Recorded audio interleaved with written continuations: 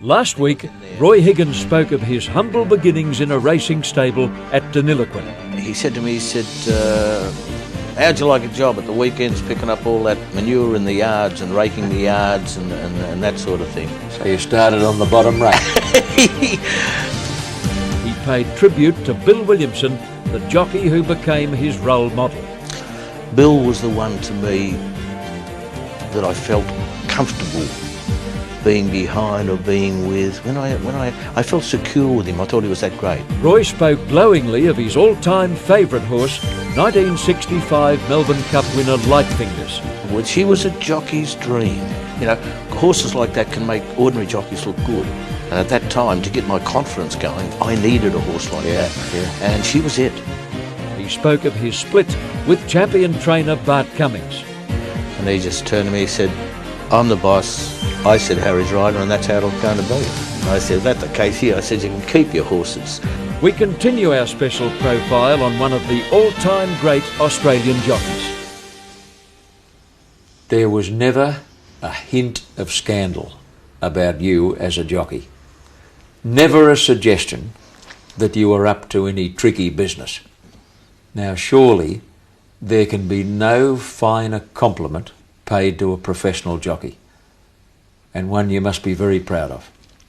Yes, I would probably say during my whole career I would have been questioned only on 2 or 3 occasions about how I'd ridden a horse.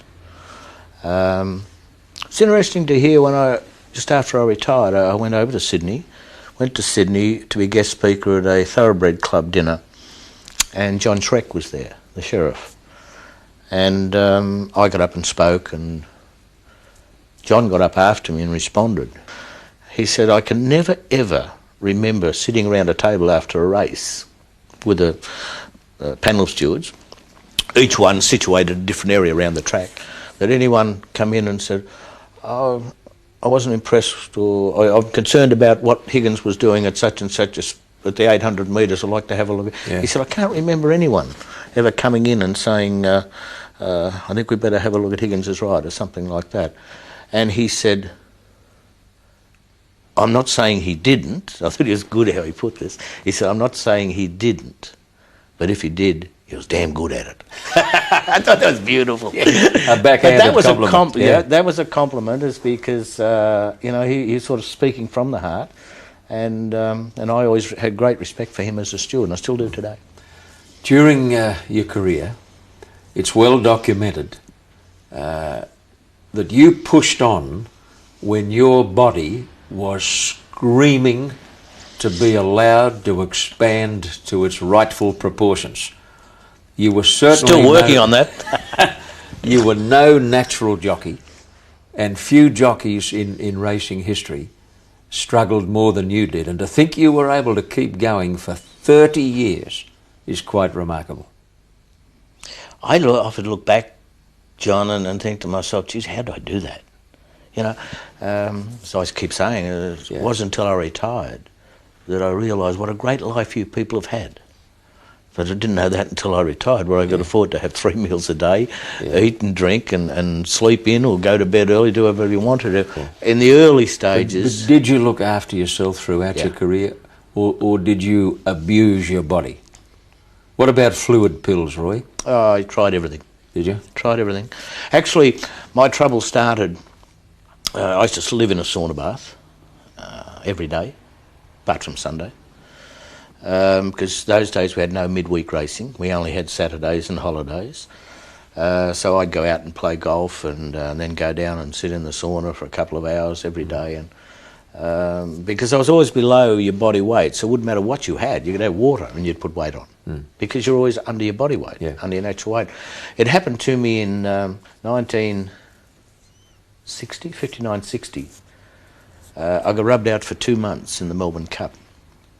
And first holiday I'd ever had from when I started in the stables. I never had a break right through there. So I was going about 6-7 years without a break, and I thought, well, I've got 2 months, so I'm off. I'm going to do what I haven't been doing since I was 15 years of age. Right. Eat, drink and be merry. Exactly right.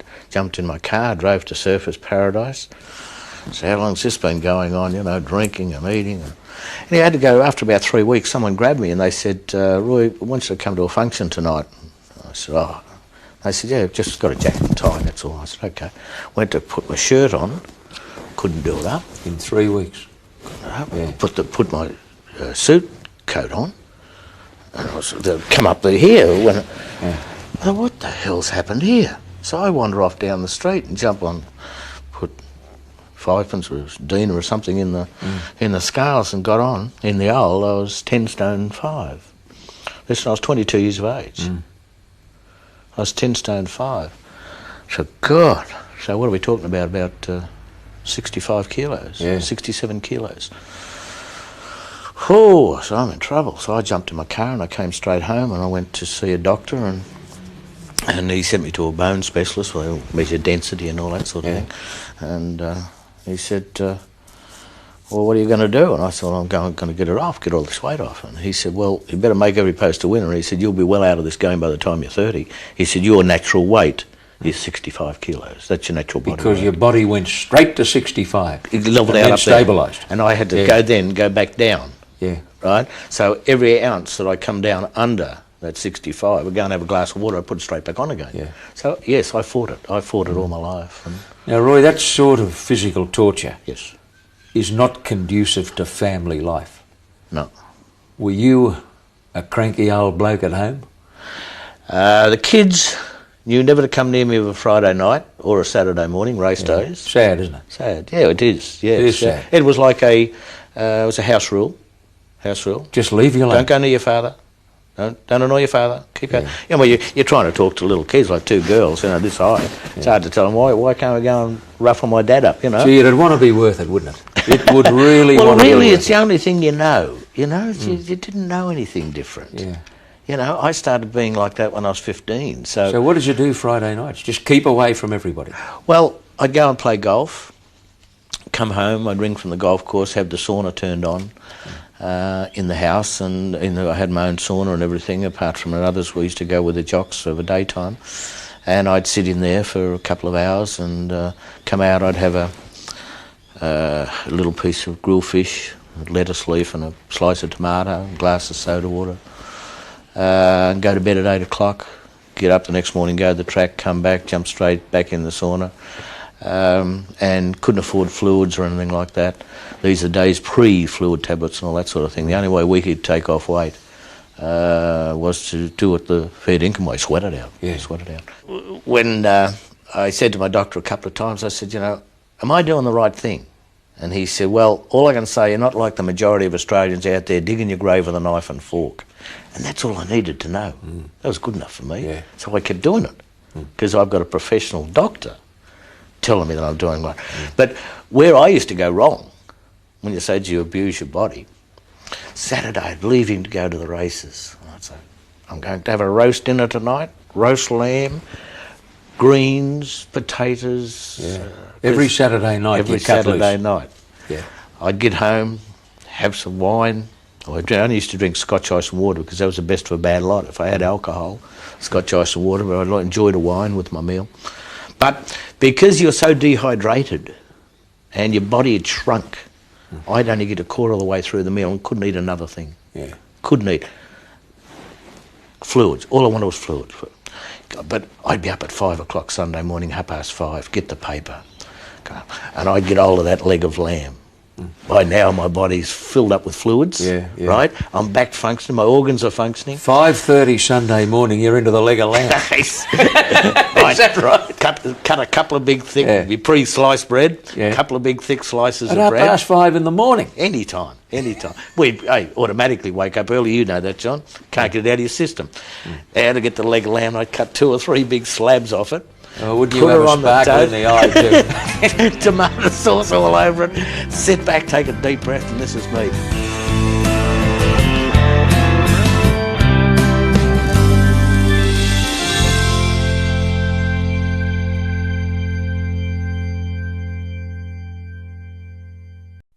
Into the straight as they settle for the run home. Notorious dashed up on the outside to take the lead from Philou. Hamure on the inside and Tobermory the danger coming down the outside. At the furlong post it's Notori in front. He's gone away to lead about a length over Big Philou, Tobermory and Hamure, followed by Philou and Double Steel. Notori in front with 30 or 40 yards to go. Big Philou can't make it and Notori has won the day. Notori by a neck from Big Philou. Roy, you always had a terrific reputation as an orator in the steward's room. In fact, I think the nickname the Professor probably stemmed from your great ability to communicate with stewards. But you never ever mounted a stronger case than you did in the aftermath of the 1969 Caulfield Cup, when you rode Big Philou, beaten by Notori, but you fired in a successful protest. I think you had to talk Bart into it, didn't you? Well, not really. Well, you're right in one sense. When I was coming back, Bart, he looked pretty pale. I think he might have had Big Philou going for a bit of money by the look on his face anyhow, in the doubles. You're standing there and looking down and he said, bad luck. I said, oh, don't worry. I said, I'll win it on protest. And he said, what happened? I said, didn't you see that? He hadn't noticed. I said, didn't you see it? And he said, no, what happened? He said, don't worry about it. He said, do you think you'll get it? I said, Bart, you say stupid things on the spur of the moment. I said, Bart, if I don't get it, I'll hand my badge in now, today, if I don't get this on protest. Oh, you're beauty. Next minute, Bart's got a big smile on his face. And it was very controversial, and I think still today there are people out there think that it was New South Wales Victorian rivalry. Roy, you had many years at the top. You had a high earning capacity through those years, a very high profile, and an undisputed celebrity status.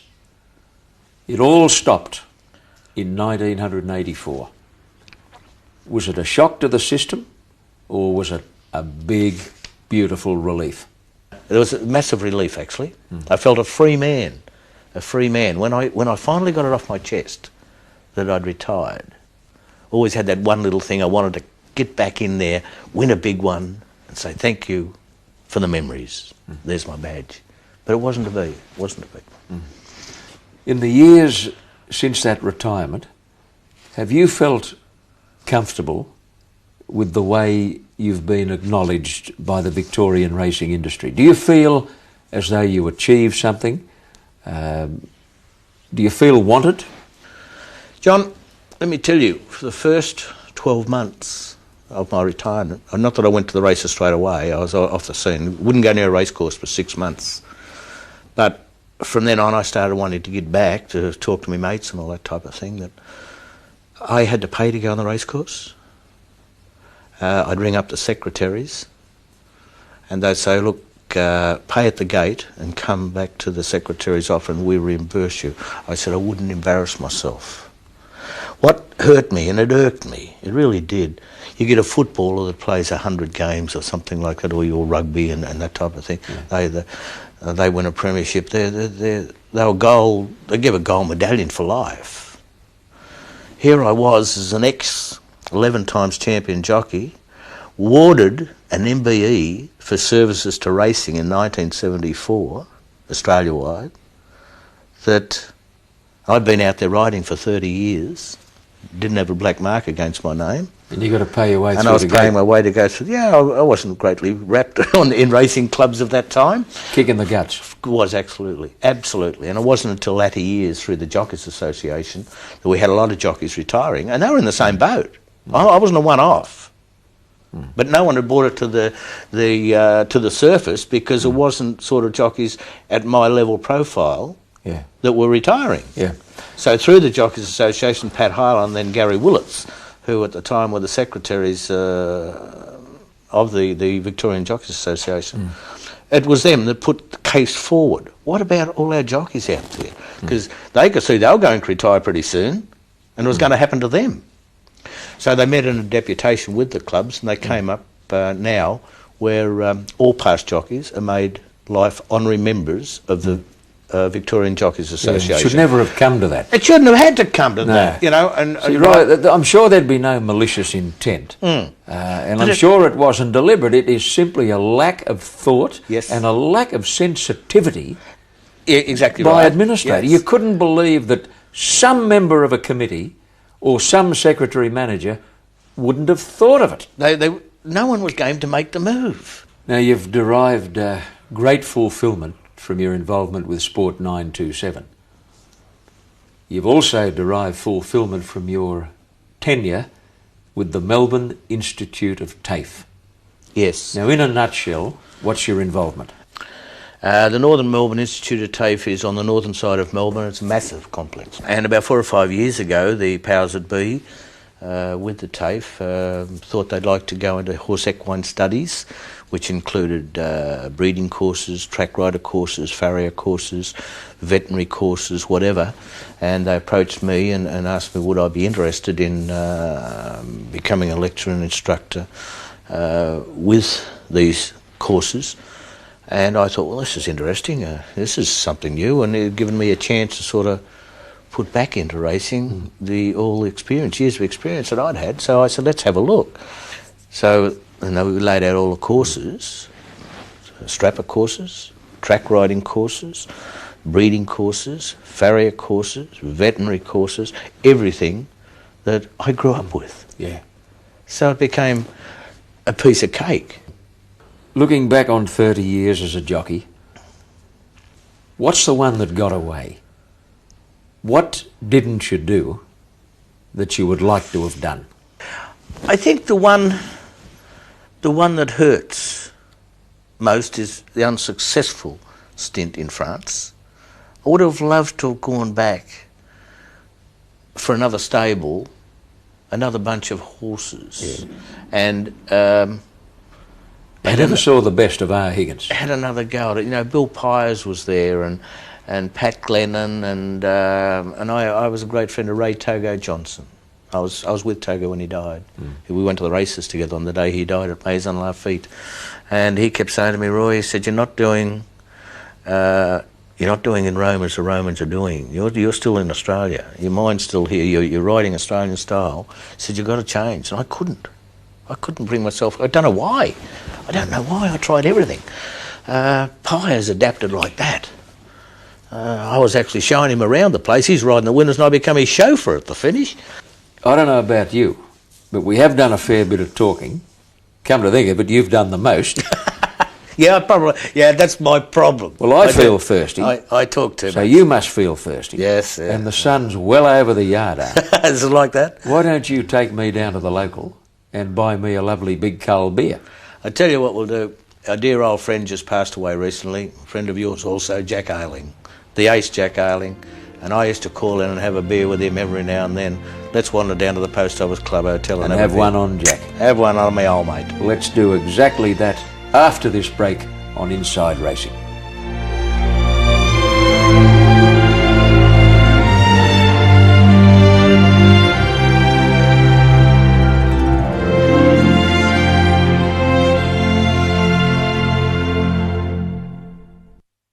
Drinking, my friend, to the end. Make it one for my babe,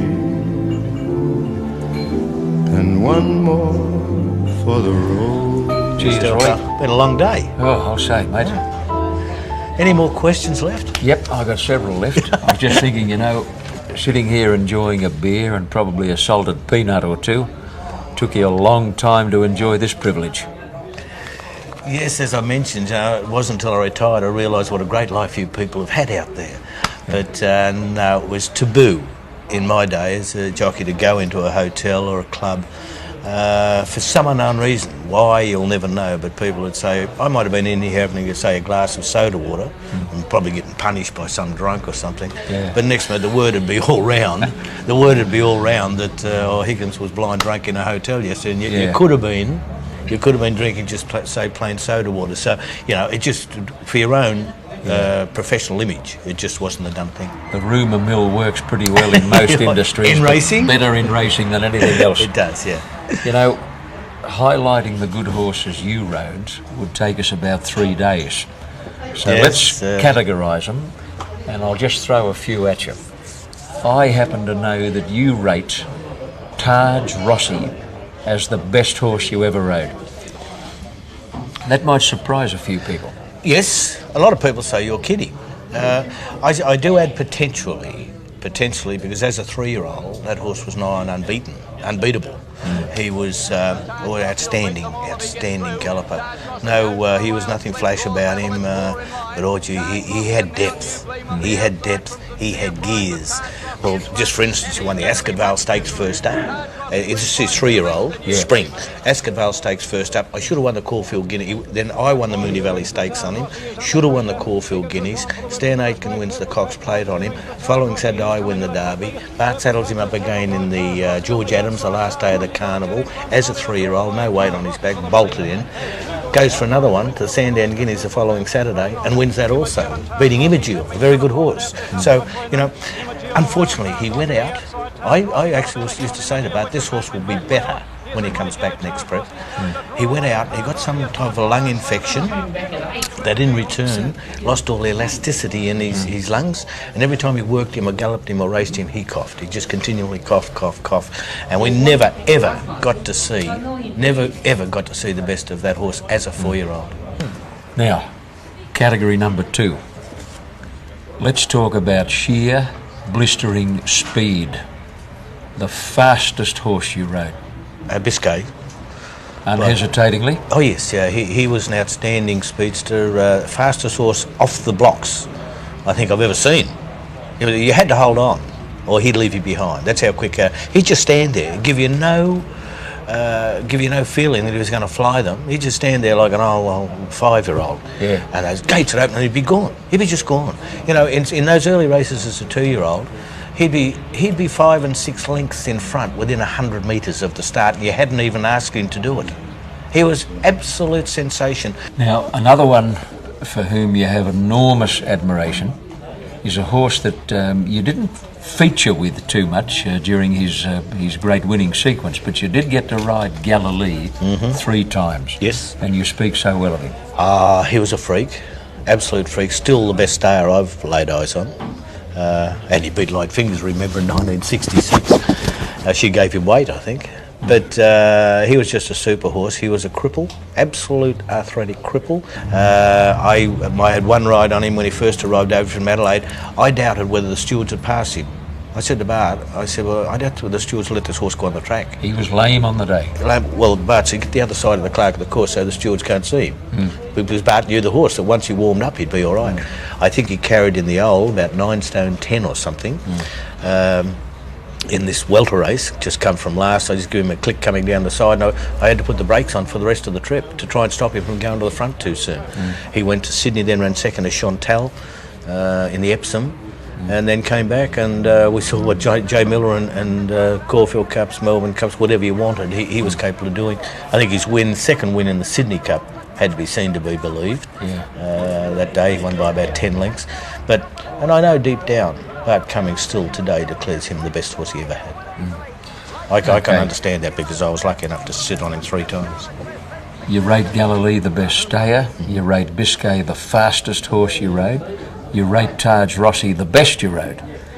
But the one you had the most fun with, I think, might have been the Gundawindi Grey. Oh, Gundawindi Grey. Look, he was a people's horse, wasn't he? And what a knob horse to be associated with. A lot of people used to think that Gunsynd, that I used to make him play to the cameras and all that sort of thing. He was intrigued by flashbulbs. You know, all the cameramen got to know him after a while. All they had to do was just flash their camera, a flashbulb, and he'd stop and he'd look like that, and they're ready for the second one. And you always got Gunsynd standing looking, and that's what it was. And he loved to stand and look back up in the crowd. That's and all the that first sort of time thing. I've heard that theory expressed. Most people think he was just a show-off. He fancied a camera. Yeah, he couldn't work out what these flashes were. You sure of that? Yes, yeah. Well, you know, I know some of the Sydney press boys got to know him. You know, they'd be walking along of a morning, be going out in the track, and they'd just flash the bulb and he'd stop and he'd look, prick his ears. He'd stand there waiting to see, go on, do it again. You could nearly see him say, do it again. You know, what is it? And he was an intelligent horse. Great racehorse. He wasn't the best horse I rode. but the horse I had the most fun with because they loved him. You had the great late bird Brian, and here comes the Gooner Windy Grey, and he was so easy for the people to follow. He was always got back in the race, always wanted to come out in his races because he didn't like going between horses, and he was grey and he stood out and he'd be zooming down the middle of the track. Everyone knew where Gunsynd was. Would you like to be around today with the same degree of success you enjoyed in those golden years? Or are you happy and at peace with the fact that Roy Higgins was at his top of his game in that era?